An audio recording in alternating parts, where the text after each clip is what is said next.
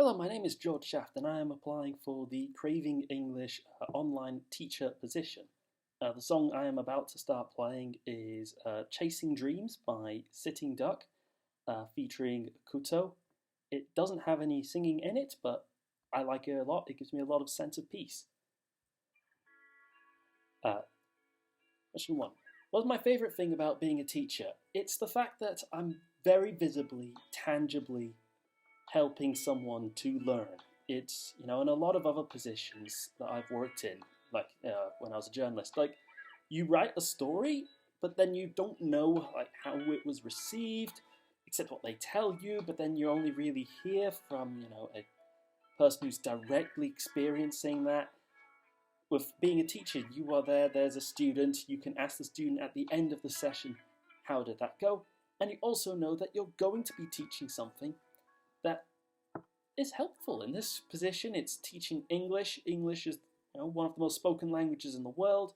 It is an incredibly important and represented language in just about every field of international human endeavor there is.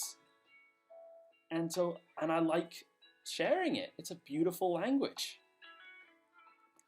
What is challenging about being a teacher? There's the fact that students sometimes don't cooperate, can be challenging. There's the age-old question and challenge of, if a student doesn't want to learn, how do you deal with that?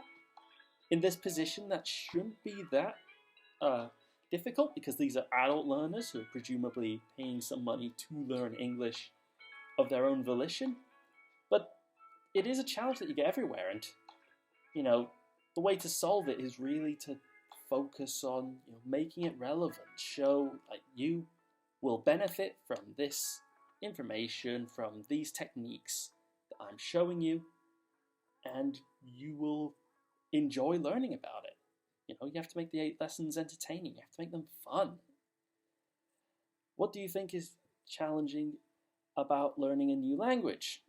The sheer volume of information. The fact that a student has to learn literally thousands of words pretty much all at once, because if you know just a few words, there's not really much you can do with that. Yeah, I know a few words in Portuguese, but I can't do a conversation. I can't even tell you anything in Portuguese. So you need to really, the student really needs to learn a lot of information, words, grammar, how they all fit together, exceptions. And as a teacher, it will be my job to guide them through that process, to help them in their learning of all this vast amount of information that I learned as a child, which will be an additional problem for students in this context, because most of the learners with craving are adults. Adults famously do not have brain wiring capacity, if you will, to learn a language as quickly as a child can. Your average 4-year-old is basically a linguistic genius. They can pick up a language incredibly quickly with relatively little effort. But an adult really needs to put in the effort. They need to put in the hard work to learn a language and to know it fluently. Can you tell us about a time you made a mistake with a student? Yes, when I was teaching English in a charity school in Nepal. That whole incident, you could maybe say, I had just graduated from university. I didn't quite have the life experience and didn't feel like I should be there. So maybe you classify that as a mistake in general. But I can think of a time when I was told by the headmistress of the school in Nepal that that there's a national curriculum in Nepal and I had to follow it, and I very, very strictly followed that curriculum. And I remember one class in particular where the students basically just went, "This is boring," and rebelled. And that was a huge lesson for me because, I I'd gotten so laser focused on this idea of, oh, this is what the students need to learn, but I hadn't really thought about like how they should be learning it, how to make it relevant. What is the, you know, how do you bring forward that purpose in a logical way, and how do you reinforce it? Huge mistake. I've gotten better since then. For example, in that case, I would have maybe slowed down a bit. I would have gone with the curriculum. Okay, it says this, that we're learning this item today. All right, I'm going to schedule 2 lessons about it just to kind of reinforce it. Maybe that's one way I could have done it. What is your perspective on error correction in the classroom? It depends. I mean, that's always the way it's going to have to be in a situation like this. It depends. If it's just, a student has to is repeating some phrase, and the error isn't related to the target language, it's often okay to kind of let it slide, because it's not the target language. It's not that important.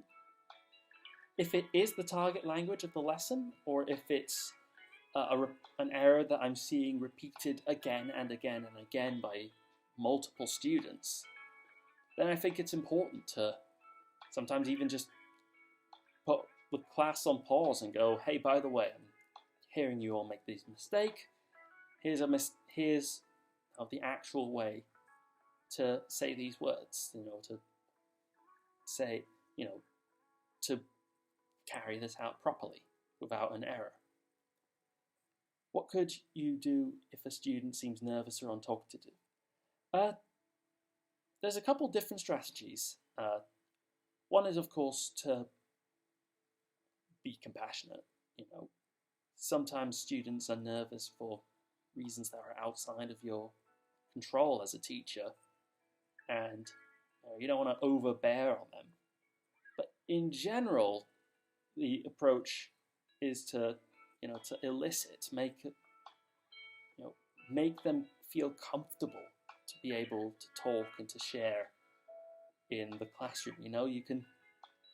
An adage I quite like to say is that there's no stupid questions. It's because it's true in essence, and I think the classroom has an especial, equally valid, in a sense, adage of there is no stupid answer. There can be incorrect answers, but they're not stupid answers. And I think that's very important to foster in a class, that to feel comfortable with talking, to feel comfortable with sharing what they think the answer is, or just sharing their stories, depending on the class. Is company culture important to you? Of course it is. Company culture is a bit... the way I'd put it is it's like the water for a fish, in essence. A company could be doing literally anything. It could be doing any service, any product. But if the company culture is bad or it's toxic, it will destroy any enjoyment, any fun, any sense of fulfillment that could be possibly gained from working there.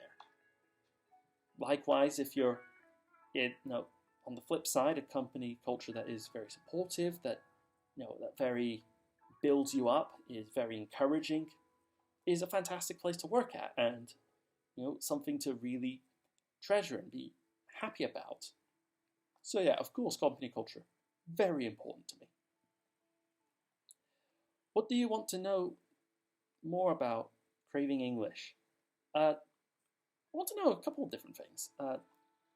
Obviously, I would like to know a bit more about the work itself.